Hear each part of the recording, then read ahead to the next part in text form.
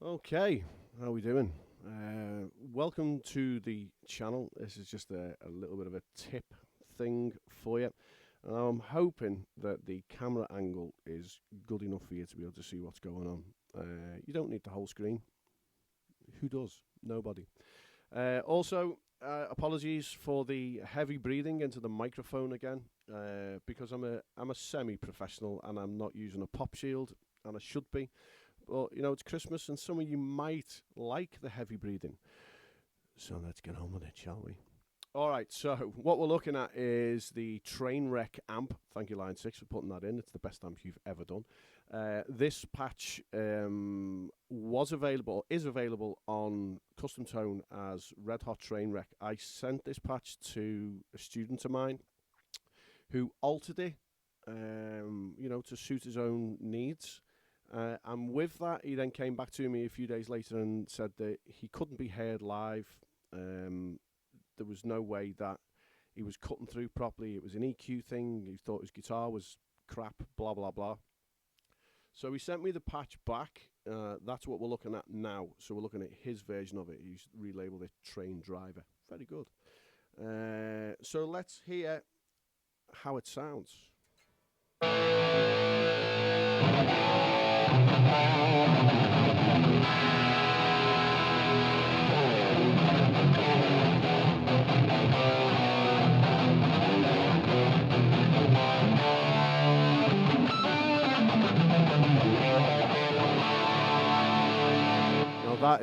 That is gainy as hell. Okay, so this is where the tips come in for me. So whenever you're building a high gain patch, the most important thing is to be able to allow your guitar to be heard, if that makes sense. Okay, so the tonalities of your guitar. So if you're on your neck pickup, if you're on your bridge pickup, you'll get this. And if you're on your neck pickup, you'll get this. Kind of ever so slightly different, but it's kind of not enough. And this is where the problem with this patch was, okay? The guitar kind of wasn't cutting through like it should. So whenever I build a patch, it's important to me that, that's the key thing.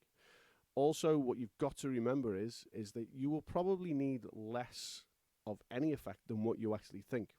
When you've got it in headphones and you're sitting at home, they sound great in stereo, the ping pong delay and the Trinity chorus and the massive reverb.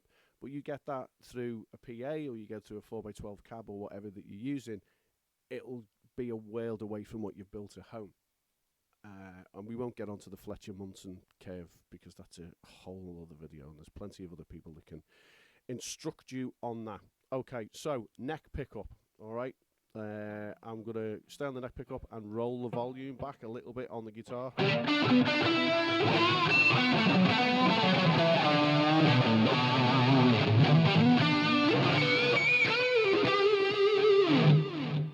Now, it's there, but it's not quite there, and this is why he wasn't cutting through. So, up here on the amp settings, he's got the driver 8.4. Now, for this amp, realistically, you don't need that much gain. You really don't, because it's a gainy old monster, this thing. It really is. And also on the Kinky Boost, he had the drive at 7.6. So that already is an insane amount of gain, for anybody. So rolling them back off, and then again on the neck pickup, and roll the volume off on the guitar a little bit to get that nice stratty sound.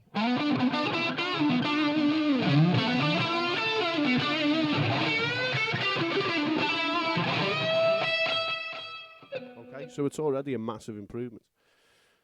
And we'll just drop that back a little bit more to 2. And we'll just check the amp again. So when I sent the patch to him, the only things that I kind of adjust here within the hum, the ripple, and the bias, etc., is I roll the sag off, because I really don't like it. I mean, who likes sag? Some people do, some people don't. The bias X, I take that right back, because for what I'm trying to achieve with high gain sounds, that kind of doesn't really have any relevance or bearing on what I'm trying to achieve. The bias, however, I leave that dead center in the middle. And the reason for that is, honestly, I can't decide whether I like it all the way off or all the way on. Who knows? I don't know. It's one of them strange decisions. And the hum and the ripple, again, I just kind of leave it in the middle because it doesn't really have any bearing on what I'm trying to do. So he's pushed the bass a little bit there as well, and he's dropped the mids. How dare he? So we'll just push them back up, leave the presence where it is, and we'll hit save. So there's already a massive improvement in that now, because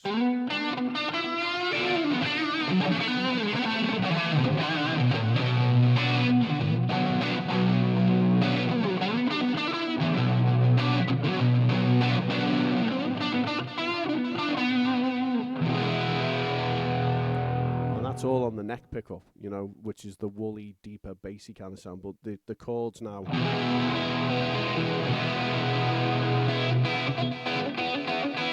everything's cutting through like it should.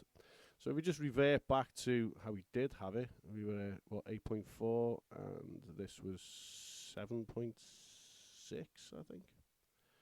7.6. So if I go back to that neck pickup now and try and, it just sounds horrible. So if we roll everything back off again, back down to 2, we go back to the amp and take the drive back to halfway. I mean, it is a gainy old thing, this Trainwreck amp. It's just phenomenal how good it is. Okay, so we go back to that neck pickup again, that E chord. You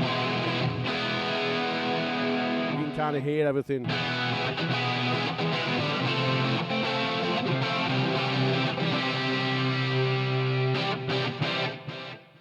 Okay, there you go. So that's it. It's just a quick tip really about when you're building these patches. It's vitally important to understand that you don't need as much as you think that you do, you know. And best piece of advice, if you're going to go out and gig with the Helix, put it into your gig rig and make your patches at gig level volume, because, you know, it's a world away. We've seen it a million times when people build stuff on headphones and then they go out and gig it and they go, oh, it's gone. Where has everything gone? All right, so thanks for watching. Don't forget, you can subscribe and you can find me on Facebook as Johnny Lee. You can also find me on Instagram as John Lee 5150. Don't forget to share the video, like it, love it, comment, subscribe, click, and all that lovely stuff. And, you know, if you're celebrating Christmas, have a great Christmas, and I will see you on the other side. Bye-bye.